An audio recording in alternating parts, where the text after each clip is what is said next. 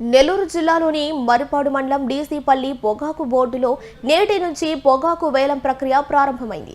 ఈ వేలంలో మొత్తం 8 కంపెనీలు పాల్గొన్నట్లు అధికారులు వెల్లడించారు. మెట్ట ప్రాంతాలైన సుమారు 24 పంచాయతీల్లో వందలాది మంది రైతులు పొగాకు పంటపై ఆధారపడి జీవనం సాగిస్తున్నారు. 6 నెలల పాటు కుటుంబమంతా కష్టపడి పండించే ఈ పంట ద్వారా ఏడాది జీవనోపాధి సాగించాల్సి ఉండటంతో ఈ వేలాలకు ప్రత్యేక ప్రాధాన్యత ఉంది.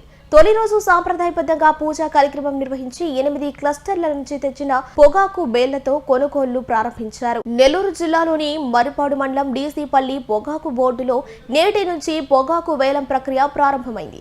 ఈ వేలంలో మొత్తం 8 కంపెనీలు పాల్గొన్నట్లు అధికారులు వెల్లడించారు. మెట్ట ప్రాంతాలైన సుమారు 24 పంచాయతీల్లో వందలాది మంది రైతులు పొగాకు పంటపై ఆధారపడి జీవనం సాగిస్తున్నారు.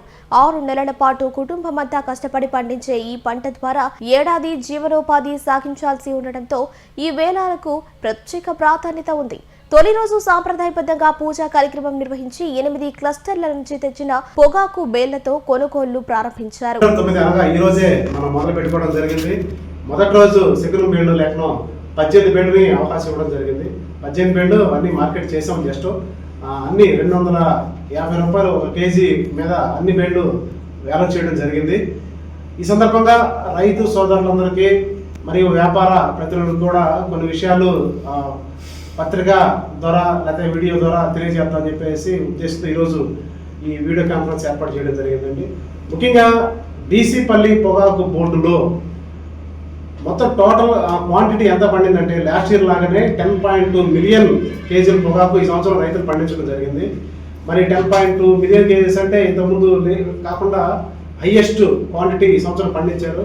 దట్టు రైతులు కాస్ట్ ఆఫ్ కల్టివేషన్ విపరీతంగా పెరిగిపోయింది.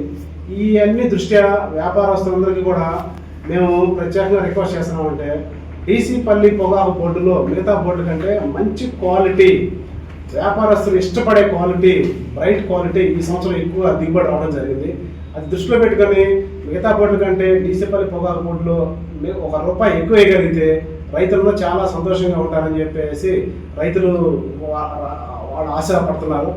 ఆశనే నేను ఈ మధ్య ఒక 10 రోజుల నుంచి ఎక్స్టెన్సివ్గా అన్ని గ్రామాల్లో రైతులందరితో వాళ్ళతో మాట్లాడినప్పుడు వారి ఇదే భావాన్ని వ్యక్తం చేయడం జరిగింది.